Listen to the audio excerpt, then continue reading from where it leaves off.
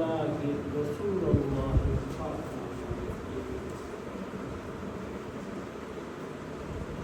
فقال النبي صلى الله عليه وسلم في الحديث: وختم بي النبيون. اللهم صل على محمد وعلى آل محمد كما صليت على إبراهيم وعلى آل إبراهيم إنك حميد مجيد. اللهم بارك على محمد وعلى آل محمد كما باركت على إبراهيم وعلى آل إبراهيم إنك حميد مجيد.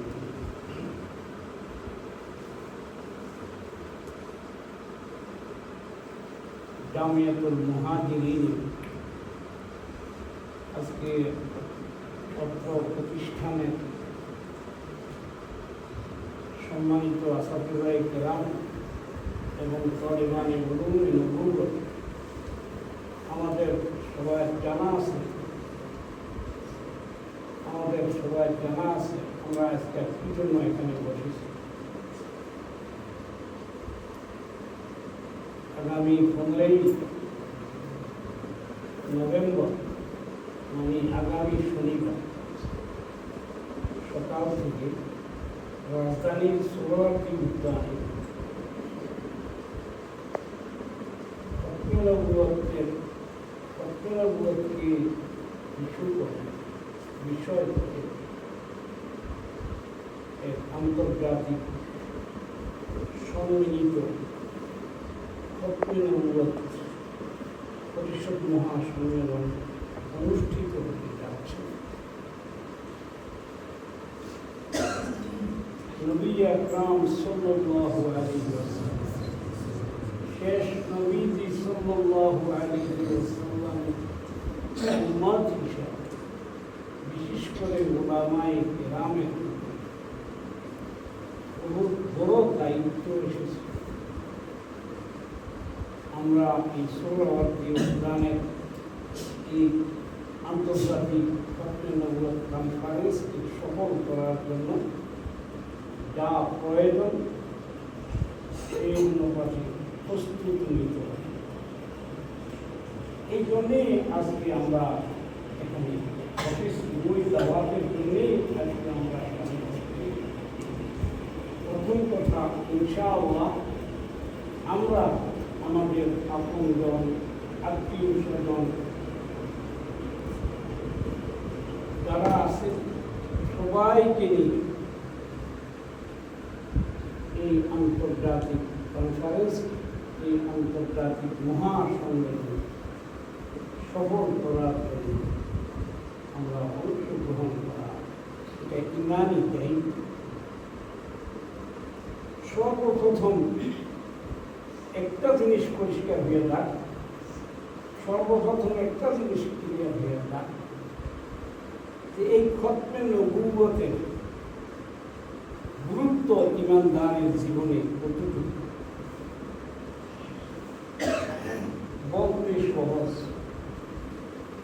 বলতে সহজ, আসলে অনেক কঠিন। যেটাকে বলা হয় সফট বাট ডিটারমাইন্ড।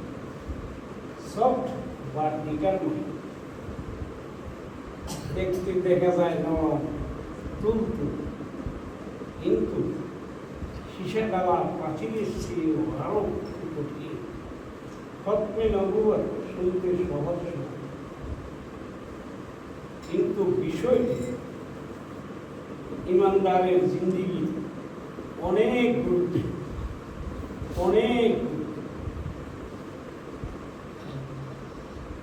নবী আকরাম সাল্লাল্লাহু আলাইহি ওয়াসাল্লাম ইরশাদ করেছেন, নবীজি বলছেন, খুতিমা বিয়ান নাবিয়্যুন, আম্বিয়ায়ে কেরামের ধারাবাহিকতা হযরত আদম আলাইহিস সালাম থেকে এই পর্যন্ত নবীজি বলেন, আমার পর্যন্ত যে এসেছে, আমার দ্বারাই এই খতমে নবুওয়াতের এই সিলসিলার নবুওয়াতের সিলসিলা শুভ সমাপনী ঘটেছে। আমি শেষ নবী, আমার পর আর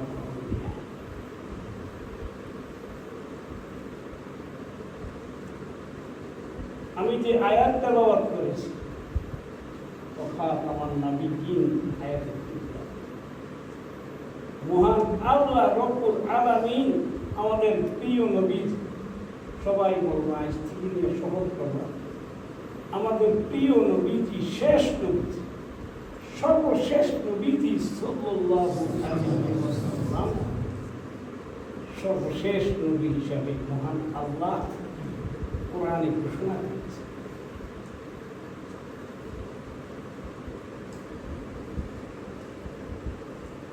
ইনসাফের সাথে দুইটা শব্দ আছে, একটা সর্বশেষ আর একটা সর্বশ্রেষ্ঠ।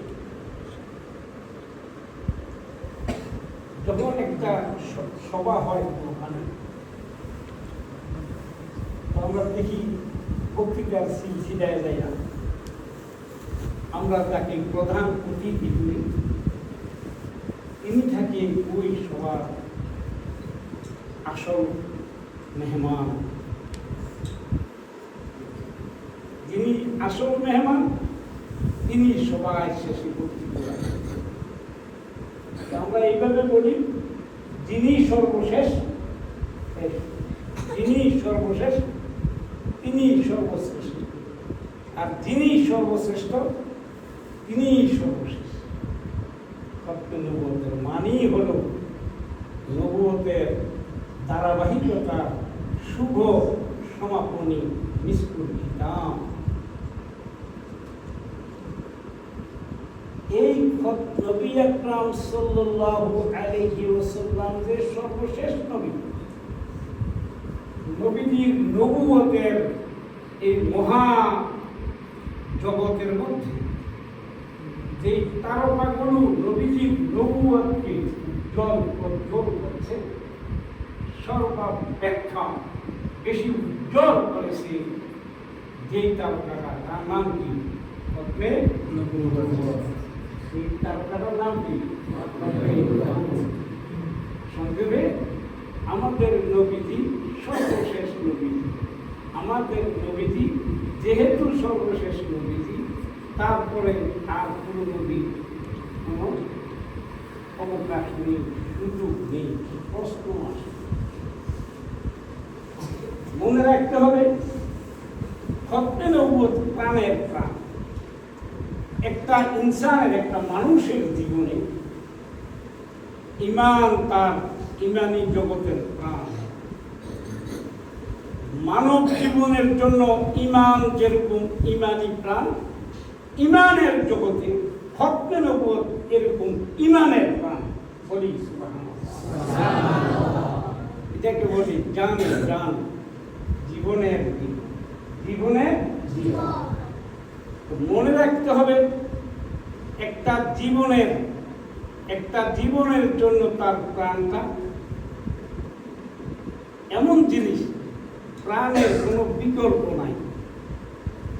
প্রাণ শেষ হয়ে গেছে, জীবন আছে, এটা কি হইতে পারে? হইতে পারে না। এরকম ঈমানের জগতে এসা খতমে নবুয়ত হলো ঈমানের জগতের প্রাণ। খতমে নবুয়তের এই বিশ্বাস, এটাকে প্রিন্সিপাল বিলিফ অফ ইসলাম বলে। ইসলামের একদম প্রধান বিশ্বাস এই খতমে নবুয়ত।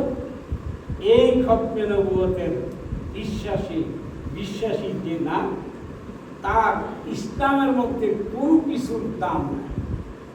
আমরা সবাই জানি, আমাদের একটা আকীদার জগতে একটা বিরাট ব্যাপার আছে, তাওহীদের আকীদা। তাওহীদের জন্য, তাওহীদের প্যাকেজের জন্য, তাওহীদের জন্য কলেমার প্যাকেজ হলো লা ইলাহা ইল্লাল্লাহ। আর রিসালাতের জন্য প্যাকেজটা কি? মুহাম্মাদুর রাসূলুল্লাহ। মনে রাখতে হবে, এই তাওহীদ আর রিসালাত এই দুইটার জন্য ভিন্ন একটা প্যাকেজ আছে। ওই প্যাকেজটায় এই দুইটাকে সংরক্ষণ করবে। সেইটার নামে হলো আকীদায়ে খতমে নবুয়ত। সেটার নাম কি? আকীদায়ে খতমে নবুয়ত। তো খতমে নবুয়তটা হলো, আমি সংক্ষেপে বলি, খতমে নবুয়তটা হলো ইমানের জগতে কি প্রাণের প্রাণ। মানব জীবনের জন্য ইমান প্রাণ, আর ইমানের জন্য খতমে নবুয়ত হলো প্রাণ, প্রাণের প্রাণ এই খতমে নবুয়ত। এই জন্যই আমরা এই খতমে নবুয়তের বিষয়টাকে এত গুরুত্ব দিচ্ছি। এটা একমাত্র ইসলাম এবং মুসলমানের জন্য, একমাত্র কোরআন এবং সুন্নাহকে হেফাজতের জন্য এই খতমে নবুয়তের বিশ্বাসটা হলো সর্বাপেক্ষা জরুরি বিষয়।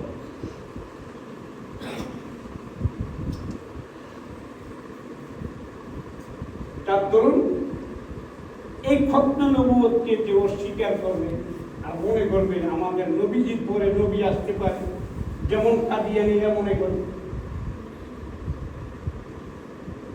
এইটা শুধু কুফরি করলে হক আদায় হবে না, ঘৃণ্য জঘন্য কুফরি, যে নাকি খতমে নবুয়তে বিশ্বাসী হবে না, মানে আমাদের নবীজিকে সর্বশেষ নবীজি মানবে না, নগদ কাজ, জঘন্য কাজ। তোমরা একটু ভালো করে শোনো আর বলো, তারা কি জঘন্য কাজ।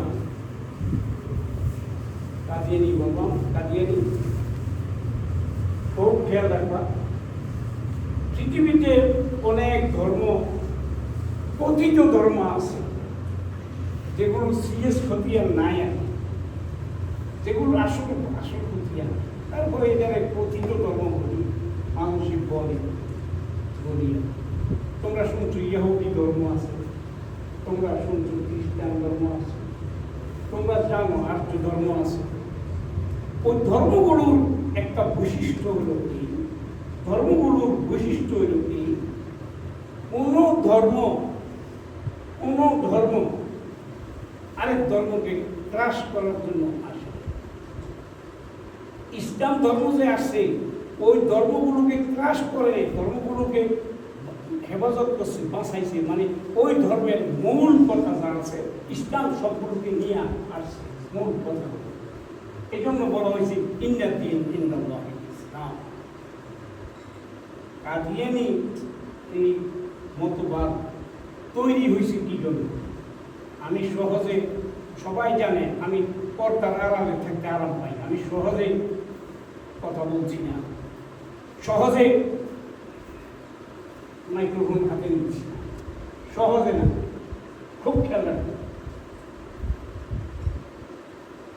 কাদিয়ানীদের ব্যাপারে হুজুর আপনাদের এত লিখবেন, আমরা বলব সারা বিশ্ববাসীকে সাক্ষী করে যে এই কাদিয়ানী ধর্ম আসছে কোরআনে কারীমকে দুনিয়া থেকে উঠানোর জন্য। কাদিয়ানী ধর্ম আসছে শেষ নবীজি হযরত মুহাম্মদ মুস্তাফা সাল্লাল্লাহু আলাইহি ওয়াসাল্লামের আগমনের তাৎপর্যকে লুণ্ঠিত করার জন্য। কাদিয়ানী মতামত এরকম একটা স্বাধীন মতামত না, এরকম একটা স্বাধীন মতামত না যে কিছু বিজ্ঞ লোক পয়সা বলছে চলেন আমরা একটা ধর্ম করি, ধর্ম বানাই। এইটা কাদিয়ানী ধর্ম না। কাদিয়ানী এটা হলো ইসলামের প্যারালাল জিনিস, মানে খুব খুব ঠান্ডা মাথায় বুঝতে হবে। আমাদের শেষ নবীজি, ফাইনাল নবীজি, আখিরি নবীজি সাল্লাল্লাহু আলাইহি ওয়াসাল্লামকে নামকে বাস্তে মাঝে লাইয়া পরে হাজারো লাখো নবীর নামে বর্ণ ছড়াইয়া শেষ নবীজি সাল্লাল্লাহু তাৎপর্যটাকে ধূলিসাৎ করে দেওয়া হলো কাদিয়ানী ধর্ম আমাদের মূল কথা।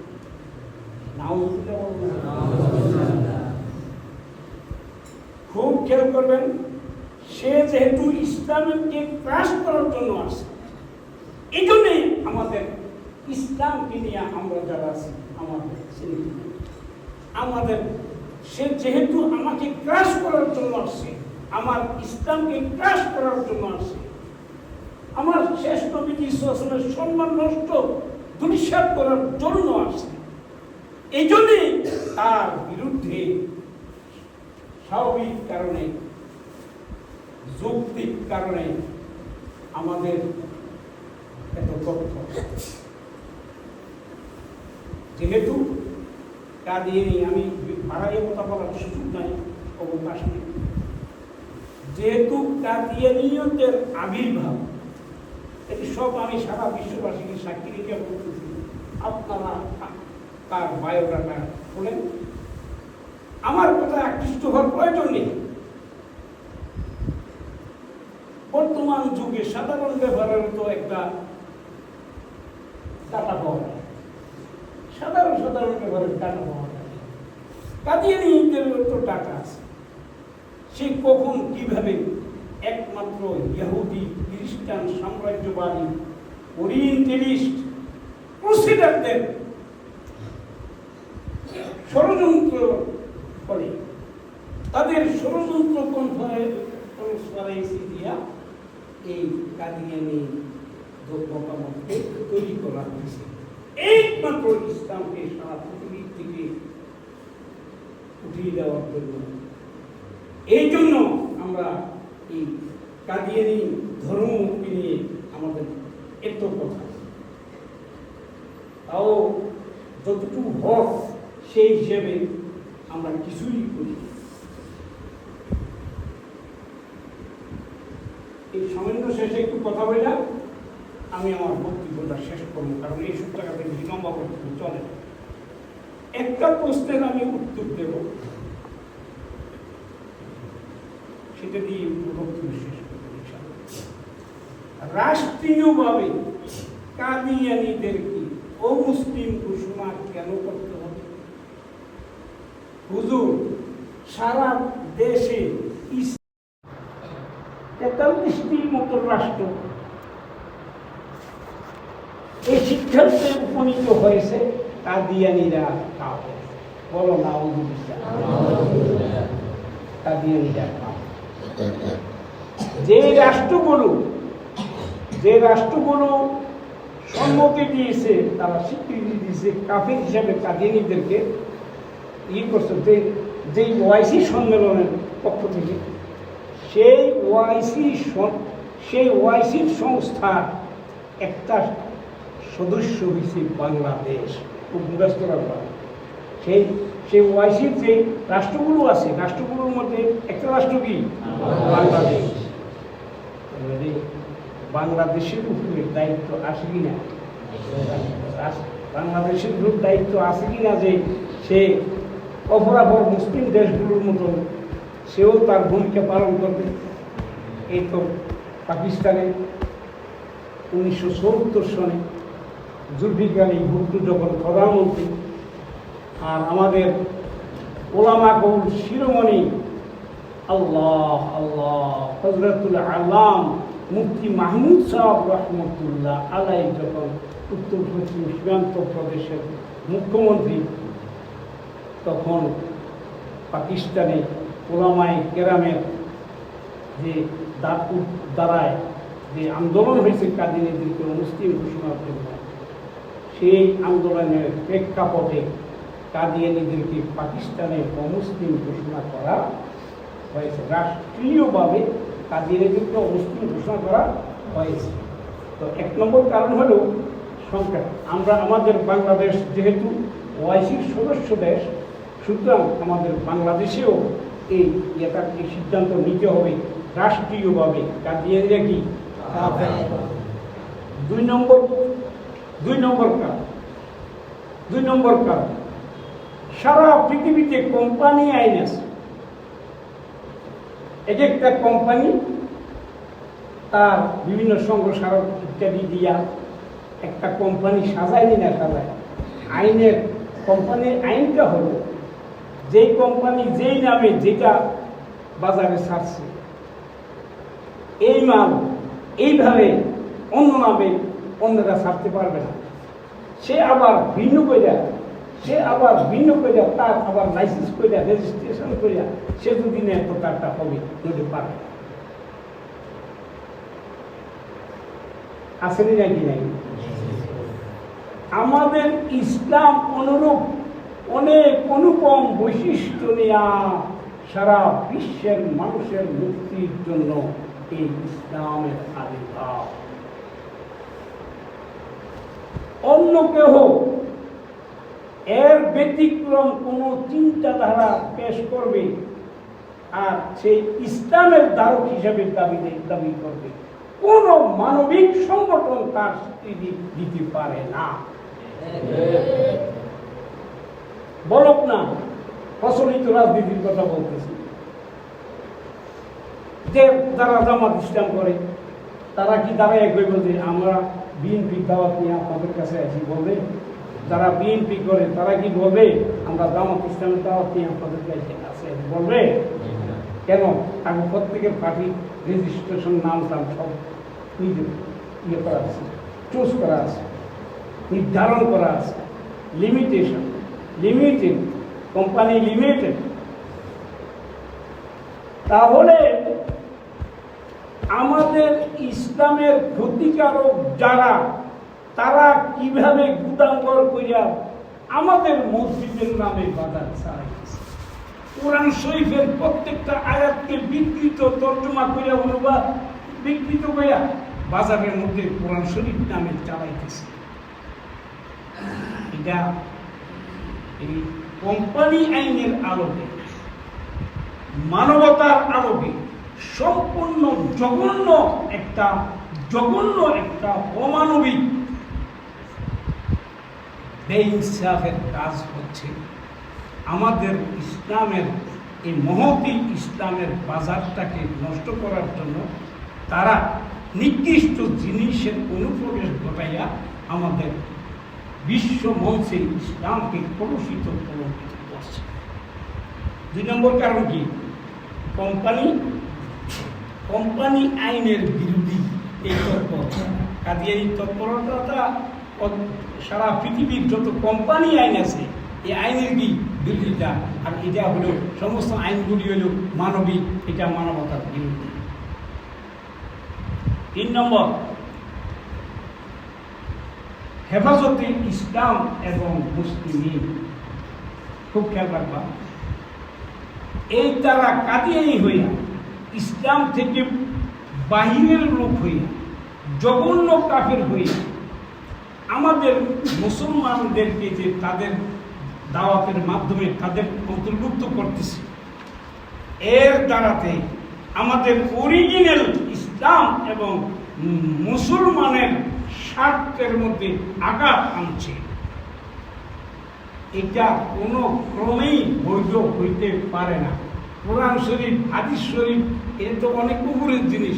সাধারণ যুক্তিতেও এটা বলবে যে যারা ইসলামের শত্রু, তারা কেন ইসলাম এবং মুসলমানের সন্তানকে, মুসলমানদেরকে দামি করার সুযোগ পাবে।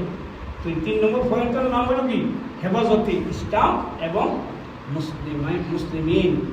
ইসলাম এবং মুসলমানকে হেফাজত করার স্বার্থে রাষ্ট্রীয়ভাবে কাদিয়ানীদেরকে অমুসলমান ঘোষণা করা রাষ্ট্রের নৈতিক দায়িত্ব। 4 নম্বর, কাদিয়ানীদেরকে অনেক কারণ, আমি লিখতে গেলে আপনার অনেক 17 করে কারণ দাঁড়াইব। আমি সংক্ষেপে বলতেছি, একটু 4টার মধ্যে একটা সীমাবদ্ধ থাকতেছি।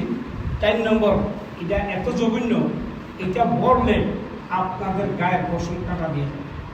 4 নম্বর কারণ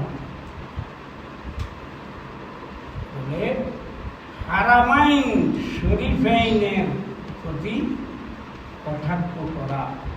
যদি কাদিয়ানীদেরকে রাষ্ট্রীয়ভাবে অমুসলিম ঘোষণা না করা হয়, দেখেন কাদিয়ানীরা তাদের ধর্মীয় পরিচয় ঘরের মধ্যে লিখে রাখলো, আমি মুসলিম, আমার ধর্ম ইসলাম দেখো।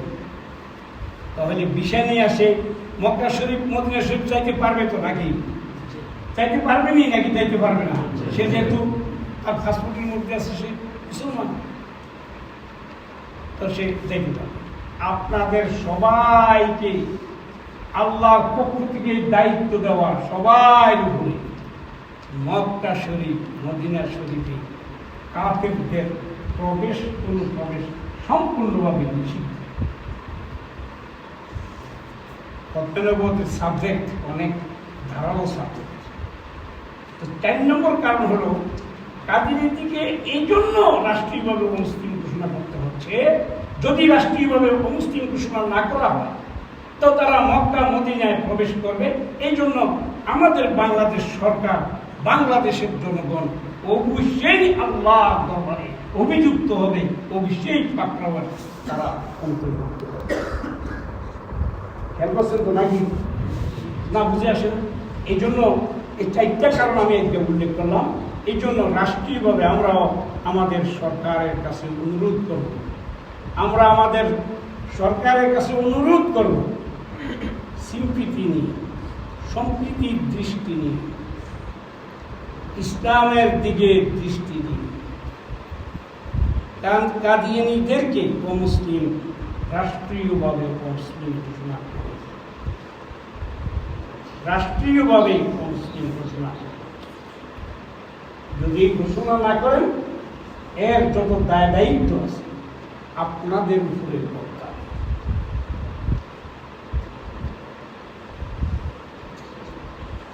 আমাদের সবাই জানা আছে, ইনশাআল্লাহ আমি আবার শেষে দাওয়াত দিচ্ছি, আগামী 15ই নভেম্বর অর্থাৎ আসতেছে শনিবার সকাল থেকে নিয়ে রাজধানীর সোহরাওয়ার্দী উদ্যানে কাদিয়ানীদেরকে রাষ্ট্রীয়ভাবে অমুসলিম ঘোষণার উদ্দেশ্যে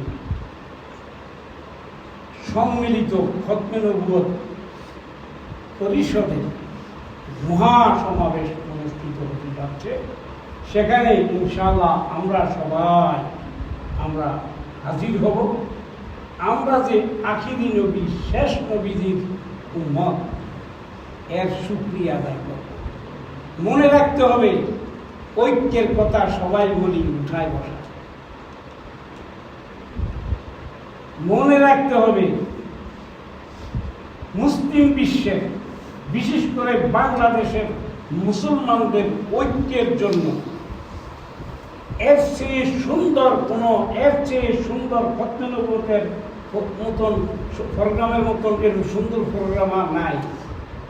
দূরকে কাছে করে দেয়, সবাইকে করে দেয় ভাই ভাই। শতদ্বন্দ্ব ছিল আমাদের মাঝখানে, খতমে নবুয়ত কনফারেন্সে আমরা বলে যাই আমরা আজ থেকে সবাই ভাই ভাই। এই জন্য আমরা সবাই সেখানে উপস্থিত হব। আমাদের বাংলাদেশের উলামা অঙ্গনের একটা জ্যোতিষ হযরত মাওলানা আব্দুল হামিদ পীর সাহেব বদরপুরি, ওনার সভাপতিত্বে এই মহাসম্মেলন অনুষ্ঠিত হতে যাচ্ছে। আমি আঞ্জুমানে দাওয়াতে ইসলাম, সবাই জানেন তো, আমাদের শাইখুল ইসলাম আল্লামা আহমদ শফি রহমতুল্লাহ আলাইহি যে আধ্যাত্মিক সংগঠন রেখে গেছেন আঞ্জুমানে দাওয়াতে ইসলাম, এই আঞ্জুমানে দাওয়াতে ইসলাম মহাসচিব হিসাবে সকলের কাছে দাওয়াত রাখতেছে। আমাদের আমির সাহেব আমার বারাকাতুহু, তিনার সম্মতিতে এবং তার উৎসাহে আমি আজকে আপনাদের সামনে কিছু কথা রাখলাম। আমার এবং তার পক্ষ থেকে, আঞ্জুমানের দাওয়াতে ইসলাম পক্ষ থেকে আমরা সকলকে এই খতমে নবুয়তের মহাসমাবেশে উপস্থিত হওয়ার জন্য বিনীতভাবে দাওয়াত দিচ্ছি। জামিয়াতুল মুহাজিরিন এই নামের মধ্যে বিপ্লব আছে। মুহাজির সাহাবায়ে কেরাম, মুহাজিরিন কারা? যারা মক্কা